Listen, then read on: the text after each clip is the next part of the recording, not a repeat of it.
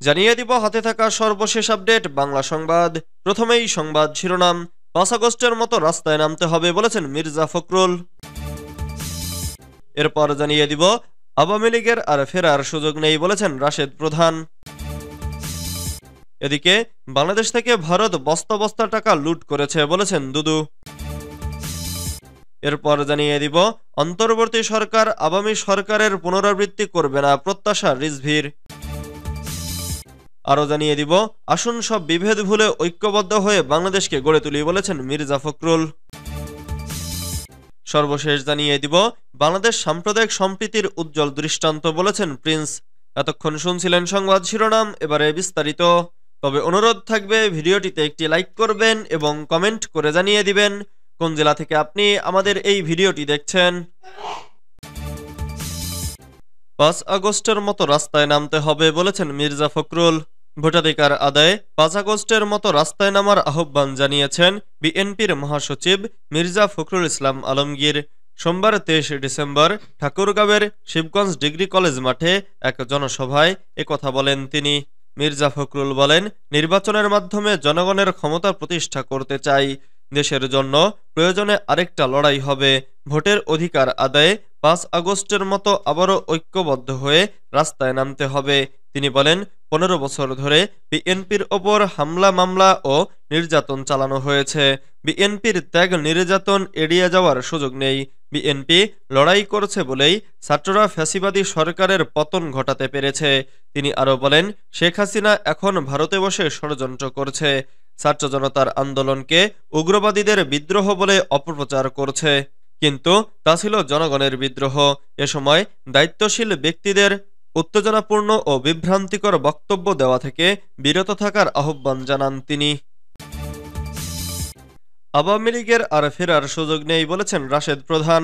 জাতীয় গণতান্ত্রিক পার্টির সহসভাপতি ও দলীয় মুখপাত্র রাশেদ প্রধান বলেছেন, গণহত্যাকারী ফ্যাসিস্ট শেখ হাসিনা এবং গণহত্যাকারীর দোসররা এখন ভারতে অবস্থান করছে।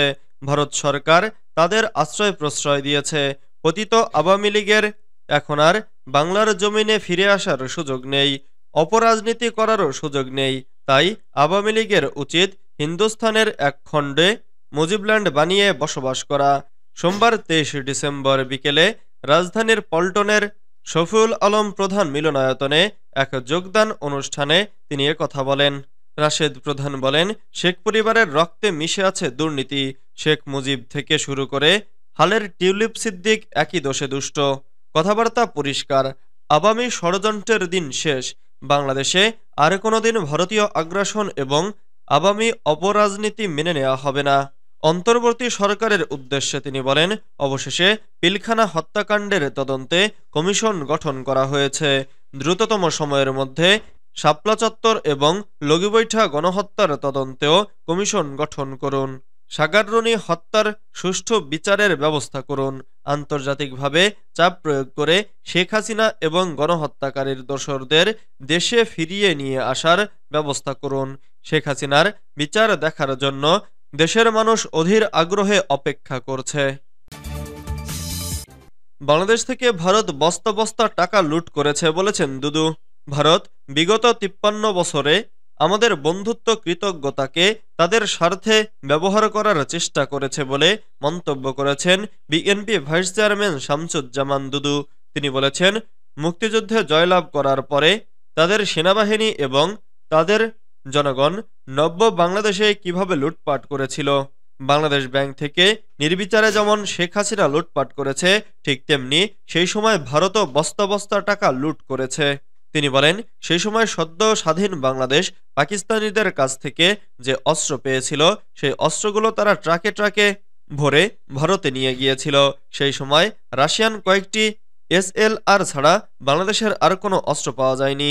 অথচ হাজার কোটি টাকার অস্ত্র সেই সময় আমাদের বাংলাদেশে থাকার কথা ছিল। সোমবার ২৩ ডিসেম্বর জাতীয় প্রেস ক্লাবের সামনে বাংলাদেশ সমবায় দল ঢাকা মহানগর দক্ষিণ আয়োজিত ভারতের আগ্রাসনে হাসিনার দেশজুড়ে অরাজকতার প্রতিবাদে এক বিক্ষোভ সমাবেশে তিনি এ মন্তব্য করেন। অন্তর্বর্তী সরকার আওয়ামী সরকারের পুনরাবৃত্তি করবে না প্রত্যাশা রিজভীর।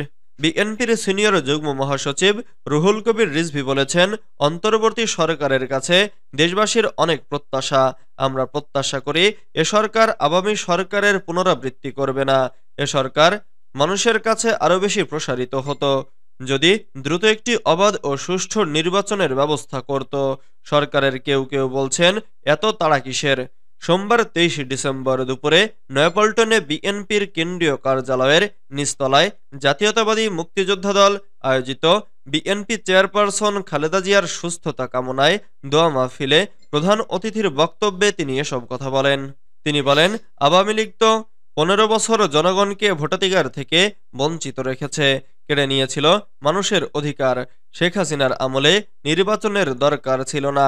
কে এমপি হবেন, চেয়ারম্যান হবেন, সব নির্ধারণ করত হাসিনা।